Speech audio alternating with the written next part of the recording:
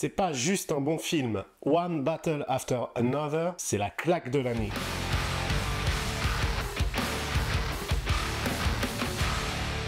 Quand j'ai appris que Paul Thomas Anderson, PTA pour les intimes, réalisait ce projet avec Leonardo DiCaprio, je savais que mes antennes allaient vibrer. J'adore Magnolia, j'adore There Will Be Blood, des films qui se contentent jamais d'être sages, et DiCaprio est mon acteur préféré dans un rôle ici taillé pour déchirer. En bref, mes attentes étaient énormes. Et les critiques américaines ne déçoivent pas. Dès les premiers retours, on parle d'un film monumental, d'une claque artistique et politique, d'un Anderson à son sommet, et sur Metacritic, le film est classé parmi les mieux notés de 2025. Alors, est-ce que Une bataille après l'autre tient toutes ses promesses? Eh bien, on va voir ça ensemble. Mais parlons d'abord du pitch, et sans spoiler évidemment. Bob Ferguson, interprété ici par DiCaprio, est un ancien révolutionnaire et il vit désormais dans l'ombre avec sa fille Willa. Le groupe radical dont il faisait partie est dissous et l'ennemi du passé n'est plus censé être d'actualité jusqu'au jour où le colonel Lockjaw, joué par Sean Penn dans le film, refait surface menaçant tout ce que Bob croyait avoir laissé derrière lui. Le combat reprend donc, mais cette fois les enjeux sont plus personnels et des cicatrices encore ouvertes sont présentes avec des conséquences redoutables. Dans cette vidéo, on va donc aller dans l'analyse de ce film et notamment pour savoir comment il m'a emporté ou pas. Bon, j'essaye de faire du suspense, mais parce que oui, vous l'aurez compris, je vais surtout vous parler de ce qu'il a réussi avec brio, des choix qui ont fait mouche, et de pourquoi ce film se place d'ores et déjà parmi les films incontournables de 2025. Let's go! Alors tu vois, là je prépare un circuit fermé. Tu vérifieras que l'amorce est bien reliée comme ça, histoire de pas déclencher l'explosion par erreur. T'arrêtes pas. Sors-nous le grand jeu. C'est le coup d'envoi de la révolution. Et notre message est clair. On se retrouvera, c'est sûr. Et je te manquerai pas ce coup-là.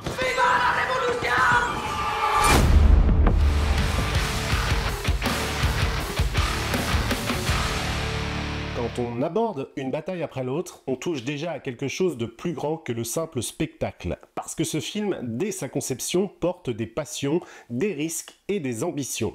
Paul Thomas Anderson ne fait pas les choses à moitié, ce projet s'apprête à devenir le sommet de sa filmographie en termes d'ampleur, de moyens aussi et de portée globale. Pour la première fois, il investit effectivement un budget colossal et pousse son cinéma dans des registres qu'il n'avait encore jamais touchés à cette échelle. Parlons aussi de l'image qui sera travaillée ici en VistaVision. Décidément, c'est le retour de cette technologie, un format qui est pensé pour une expérience immersive. Bref, tout est fait pour que l'impact soit total. L'idée du film a germé autour de l'adaptation libre d'un roman nommé Vinland, mais Anderson n'a jamais vraiment voulu l'adapter littéralement. Il a pris des fragments, des motifs, des personnages et a reconstruit autour d'eux son propre récit, sa propre vision. Le résultat n'est pas un calque, mais une recréation, un dialogue entre le matériau d'origine et sa propre voix de cinéaste. Le tournage lui-même a été relativement vaste, couvrant des paysages divers, des comtés californiens jusqu'au désert et des zones urbaines bien entendu aussi. Le film se veut à la fois enraciné dans le réel et tendu vers l'immensité de l'Amérique. Enfin, notons que dans sa phase finale, Anderson n'a pas hésité à faire le tri. Des projections tests ont été menées, on a retranché des minutes pour que le récit reste nerveux et que chaque scène compte. Il y a aussi cette dimension personnelle avec par exemple une dédicace à un proche collaborateur disparu, ce qui ajoute une couche émotionnelle au projet lui-même. Et sur le plan de la réception, j'en ai déjà un peu parlé, mais avant même la sortie officielle du film, il s'imposait déjà dans les débats critiques. On parle d'un Anderson au sommet, d'un film qui ne se contente pas d'être grand, mais qui prétend être essentiel. Le mélange de spectacle, d'engagement, d'émotion, tout converge vers l'idée qu'Une bataille après l'autre n'est pas seulement une sortie à surveiller, mais une œuvre à vivre comme une des plus marquantes de 2025. Mais à moi de vous dire maintenant ce que j'en ai pensé. Dans le temps. Ils ont eu ta mère, et maintenant ils s'en prennent à nous. Je suis désolé. J'en ai marre. La vie m'a vraiment distribué des dés pourris. Des cartes pourries. On dit distribuer des cartes pourries. Putain, papa, c'est quoi ton problème? T'as raison, on y va.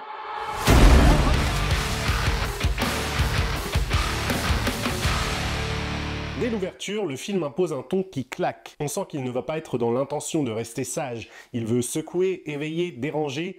On rit, on grince, on s'attriste aussi, souvent dans la même séquence. Ce mélange absurde de politique, d'émotions, qui pourrait paraître ingérable, est bien géré par Anderson qui réussit cet équilibre. Les variations sonnent comme des oscillations d'un monde disloqué, comme des choix incohérents. L'audace ici, ce n'est jamais de s'excuser de ces ruptures, au contraire c'est de les assumer pour donner un écho aux tensions internes de ces personnages. Ce ton sauvage n'est pas gratuit, c'est le prisme à travers lequel le film scrute les folies des idéaux, de la violence et des liens. Côté rythme, le film globalement ne laisse pas de répit à l'œil. La caméra respire comme un poumon en surchauffe. Elle fonce, elle recule, elle scrute, elle capte les détails qui s'accrochent. On est dans un cadre qui vibre où le décor ne se contente pas de supporter l'action, il la trace, la contredit, la rend plus visible. Le montage aussi joue un rôle fondamental, des séquences qui s'enchaînent avec une urgence palpable, mais aussi des ralentissements calculés pour que l'âme du film puisse s'infiltrer. Ce n'est pas un spectacle gratuit, c'est du spectaculaire au service du récit. Et ça devient rare de nos jours dans les grandes productions américaines. Le rythme est une pulsation, le cadre une tension, et on sent que chaque plan attend, puis nous frappe bien comme il faut pour que ce soit très marquant. Parlons aussi évidemment des acteurs, puisqu'au centre de tout ça, il y a des visages, des corps et des silences, et DiCaprio ne se contente pas d'être présent, il est habité. Il porte le poids d'un passé qu'on devine, d'une culpabilité, d'une rage retenue. Il vacille souvent, mais jamais il ne triche, et je pense qu'il pourrait avoir un Oscar pour ce rôle. En face, Willa est plus qu'une fille à sauver. C'est une conscience, une blessure, un témoin aussi. Leur relation à eux est tendue, pleine de sous-entendus, d'absence. Et quand ils se parlent en silence ou avec des regards, ce sont des scènes de cinéma pur, entre guillemets. Tout ce qu'ils ne disent pas parle plus fort que les mots. Le méchant, le colonel Lockjaw, joué par Sean Penn, n'est pas une caricature unidimensionnelle. Au contraire, il impose ici sa présence physique, ses choix, ses excès. Il est menaçant, mais aussi humain dans ses failles. Et globalement, c'est peut-être un des meilleurs méchants de film que j'ai vu ces dernières années. Le reste du casting ajoute des textures, des voix dissonantes, des contrepoids, et ils ne sont jamais juste là. Pour être là, ils sont au contraire très présents et ils pèsent globalement. À mon sens, ce film ne donne pas de leçon, au contraire, il la vit. On parle d'autorité, de contrôle, de rébellion, d'héritage, de survie, de mémoire, et tout circule bien entre les scènes, à la fois dans les gestes, mais aussi dans les décisions parfois impossibles. On ne lit pas un manifeste, on ressent au contraire la lutte, comme les parents qui laissent à leurs enfants, volontairement ou par défaut, la question de l'héritage. C'est celle qui hante le film. Ce qui semble politique l'est, mais ce qui percute le plus, c'est l'intime, les déchirures, les compromis, les renoncements. Le film interroge sans réellement dicter, il met en scène le dilemme plutôt que de le trancher, et c'est plus efficace que tout parce que on n'oublie jamais l'humain, et c'est le spectateur en réalité qui doit se faire une idée. Dans ce film, il y a des moments qui vont rester longtemps en tête. Notamment l'ouverture qui te saisit sans te demander ta permission en quelque sorte. Il y a aussi des séquences d'intensité pure où l'action et l'émotion se confondent. Il y a aussi d'importantes ruptures temporelles et même des flashbacks qui nous permettent de réorienter la lecture du film et qui nous montrent que ce qu'on pensait savoir, n'est pas exactement ça, et au contraire, ça nous montre tout ça sous un nouvel angle. Les silences, eux aussi, ont un rôle. Quand ça ne se passe pas directement, mais quand on sent au contraire tout ce qui se passe en back-end, à l'arrière, le poids des mots non dits est importante. Et puis parlons aussi de la conclusion du film, qui ne gomme pas les tensions, au contraire, qui les laisse, entre guillemets, pulser, ouvertes, vivantes. Et encore une fois, c'est le spectateur qui devra se faire son avis. Le film est très bien, c'est probablement l'un des meilleurs de l'année, mais il y a quand même quelques micro-bémols. À force de vouloir tout embrasser, le film peut donner l'impression d'être parfois un peu surchargé. Parfois, certaines figures secondaires semblent moins fouillées, moins habitées. Elles manquent d'espace pour exister pleinement. Le ton est volontairement chahuté aussi pour perdre un peu ceux qui cherchaient une narration plus linéaire, plus claire. Il y a des passages où l'élan est si fort qu'on aimerait quelques respirations en plus. Mais ce sont ces failles justement qui font de cette œuvre une œuvre ambitieuse et au contraire, c'est pas des signes d'un film raté, pas du tout.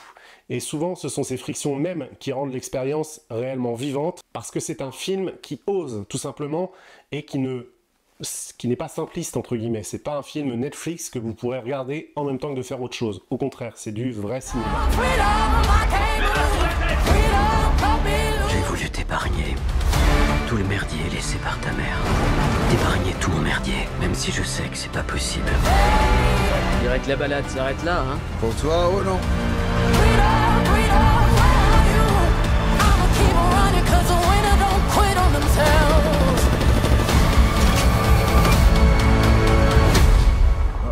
C'est qui ça? C'est juste des amis à moi. Bon, et ça là, c'est il, elle ou il, elle? C'est quand même pas dur, on dit yel. Je voudrais pas être impoli, ok? Keep running, jumping the aqueducts, fire hydrants and hazardous smoke alarms on the back of us. But mama, don't cry for me, rap for me, try for me, live for me, breathe for me, sing for me. Oh, dis-le. Dis-le, ma chérie. Je t'aime, Bob. Moi aussi, je t'aime.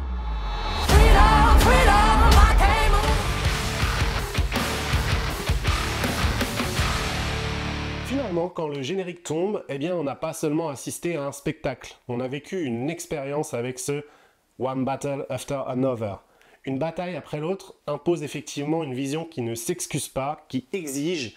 Ça réussit le pari, être un film d'action ambitieux et une œuvre à résonance émotionnelle et politique à la fois.